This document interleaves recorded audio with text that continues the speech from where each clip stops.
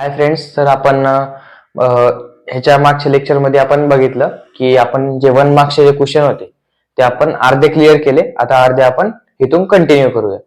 तर आता first sum आहे याच्यामधला, what is the sum of the first 10 natural numbers. म्हणजे काय, जे काही पहिलेचे 10 नॅचरल नंबर्स आहेत. 10 नॅचरल नंबर म्हणजे काय, 1 2 3 4 5 6 7 8 9 आणि 10. ह्याच्यामध्ये 0 इन्क्लूड होत नाही.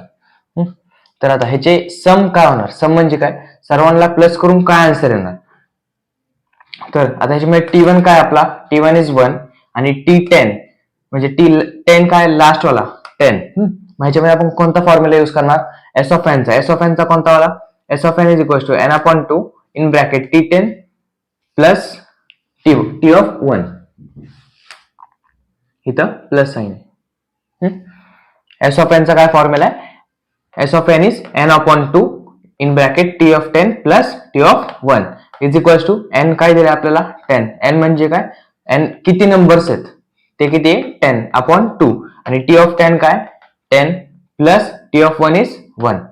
10 upon 2 is 5. 10 plus 1 is 11. 5 into 11 करा, तुम्हाला 55 आन्सर भेटेल. म्हणजेच एस ऑफ एन म्हणजे काय, हे जे सम्स आहे म्हणजे हे जे व्हॅल्यूज आहे 1 to 10 ह्यांची सम किती येणार आहे 55. आता सेकंड वाला क्वेश्चन पाहूया. सेकंड वाला क्वेश्चन काय, 149 is which term of the given AP. 149 हा कोणता टर्म आहे ह्या गिवन अरिथमेटिक प्रोग्रेशनचा. गिवन अरिथमेटिक प्रोग्रेशन काय, 5 11 17 23 29 अँड टू बी कंटिन्यूड. मग आता ह्याच्यामध्ये कोणता फॉर्म्युला आपण यूज करणार, टी ऑफ एन चा. टी ऑफ एन चा काय फॉर्म्युला आहे, A plus N minus 1 into D. पण आता त्याच्यामध्ये डी त्यांनी दिलेलं नाही, मग आपल्याला डी फाइंड करायला लागेल. डी कसं निघेल, T2 minus T1. T2 काय 11 minus T1 5. मग D ची व्हॅल्यू किती भेटेल, 11 minus 5 is 6. तसंच D ची value T3 minus T2. T3 काय दिलं इथं 17 minus T2 is 11. 17 minus 11 is 6. म्हणता D ची व्हॅल्यू काय भेटली आपल्याला 6 आणि A ची व्हॅल्यू दिलेली. A म्हणजेच काय, फर्स्ट टर्म म्हणजेच T1. T1 काय इथं 5. n दिलाय का आपल्याला, नाही, मग n minus 1 as it is आणि 6. बरं, पण टी ऑफ एन दिलाय ना, टी ऑफ एन काय 149. टी ऑफ एन म्हणजे काय, तुम्हाला कोणता नंबर फाइंड करायचा. इथं कोणता नंबर आहे 149 टर्म आहे ना, मग ती फाइंड करायची. मला त्याची व्हॅल्यू दिलेली आहे आपल्याला 149. 149 is equal to 5 plus n नाही दिलेला, n मायनस 1 इंटू डी. मग हा 5 ह्याला इकडे द्या, मायनस 5 होईल. म्हणजे काय 149 minus 5 is equal to n minus 1 into 6. 149 minus 5 करा, तुम्हाला आन्सर काय भेटेल 144. तसंच पुढं n मायनस 1 इंटू 6. आता हा 6 आहे, हा 6 ला खाली ना, इथं मी डिवाइड करून दाखवले.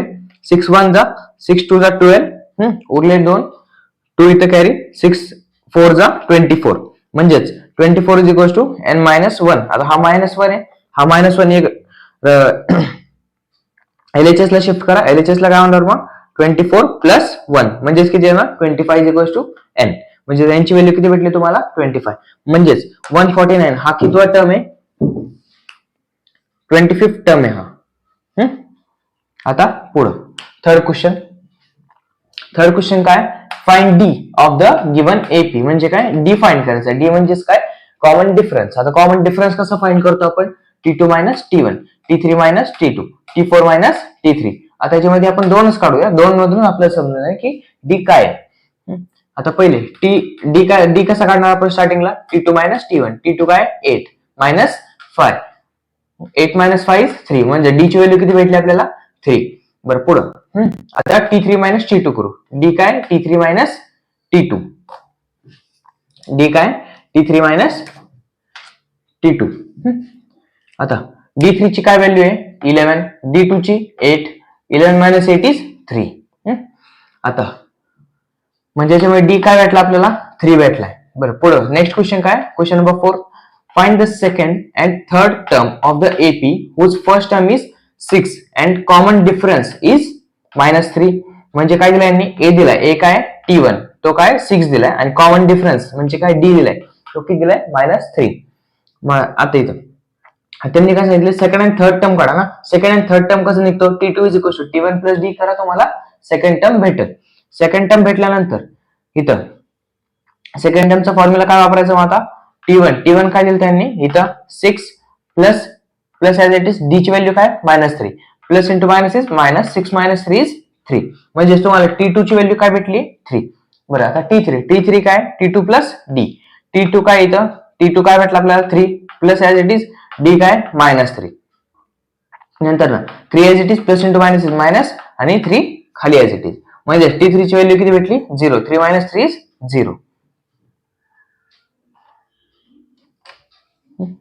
आता फिफ्थ क्वेश्चन घेऊया. फिफ्थ क्वेश्चन काय how many numbers are there in GSTIN म्हणजे GSTIN जे नंबर असतो त्याच्यामध्ये किती नंबर्स आहेत तर किती नंबर्स आहेत त्याच्यामध्ये 15. समजा जर का एखादं दुकान आहे त्याच्यावरती तुम्हाला त्याचा GSTIN नंबर दिसला तर ते काउंट करा तुम्हाला ते 15च भेटेल. आता क्वेश्चन नंबर 6 बघा trading between GSTIN holder and consumer is non as a म्हणजे ट्रेडिंग बिटवीन GSTIN होल्डर म्हणजे काय दुकानदारला काय म्हणतो आपण business and consumer business and consumer मध्ये जे काही ट्रेडिंग होतं त्याला काय म्हणतो आपण बिझनेस टू कन्झ्युमर म्हणजेच काय B2C. हा टू म्हणजे न्यूमेरिकल मधला टू नाही हा टू म्हणजे काय हा टू आहे. इथं मी फुल फॉर्म सुद्धा लिहिलेला आहे.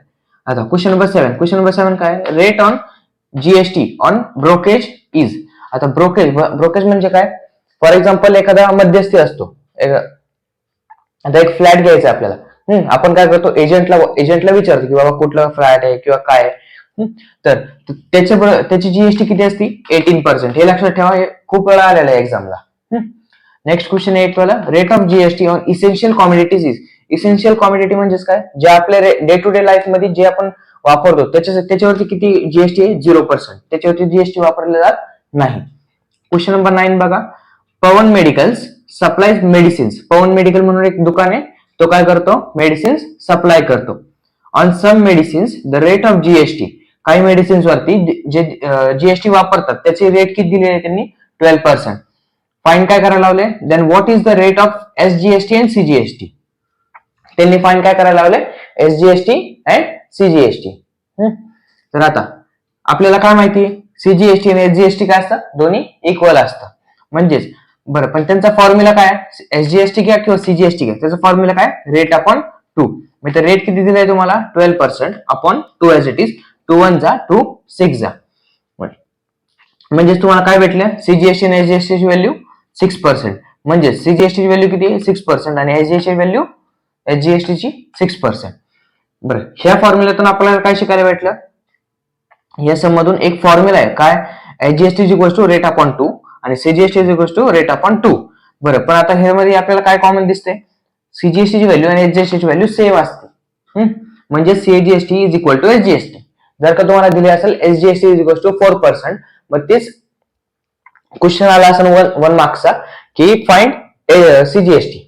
तुम्हाला SGST दिलेले 4% फाइंड काय करायचंय CGST. मग CGST कशी येणार CGST is equal to SGST मग तिथलं याचं we know that CGST is equal to SGST म्हणजे किती येणार 4%. थँक्यू. तर आता आपण 10th क्वेश्चन पाहूया. 10th क्वेश्चन काय a die is thrown what is the probability of getting prime numbers. एक डाई आहे जे सापसाईडमध्ये आपल्याला भेटतं ते मी थ्रो केलं तर त्याची प्रोबॅबिलिटी म्हणजे काय पॉसिबिलिटी किती आहे प्राईम नंबर्स येण्याची. आता प्राईम नंबर्स कोणते इथं मी मार्क केलेले 2 3 अँड 5. आता प्राईम नंबर्स लिहिले आपण ए म्हणून त्याला आपण ए कन्सिडर केले तो काय 2 3 अँड 5. आता आपल्याला फॉर्म्युला काय आपला इथं आपल्याला पॉसिबिलिटी काढायची कशाची प्राईम नंबर्स किती येईल त्याची. P of A काय येणार N of A upon N of S. P of A is equal to N of A किती आहे N म्हणजे काय नंबर मोजा त्याच्यामध्ये किती आहे 1 2 3 इथे किती आहे 3 upon N of S is A 6 3 upon 6 is 3 1 जा 3 2 जा म्हणजे आन्सर किती भेटला आपल्याला P of A चं 1/2. तसंच 11th क्वेश्चन काय two coins are tossed the probability of getting at most one head म्हणजे काय दोन कॉइन मी टॉस केले प्रोबॅबिलिटी किती त्याची एक हेड येण्याची. तर एस इज इक्वल टू इथं पहिले आपण जे काही पॉसिबिलिटीज आहे ते आपण पहिले लिहून घेऊया. ते काय येणार आहे head head tail head tail tail tail आणि दुसरं काय येणार आहे हेड आणि टेल. आता ह्याच्यामध्ये वन हेड वाले कोणते आहेत ते आपण लिहून घेऊया. त्याला आपण एक कन्सिडर करू ते कोणते येणार आहे एक हेड आणि एक हेड हा वाला एक हेड एक टेल. टेल टेल येणार का नाही का कारण ह्याच्यामध्ये हेड तर एक सुद्धा हेड आहे का नाही मग इथं टेल आणि हेड हा येणार.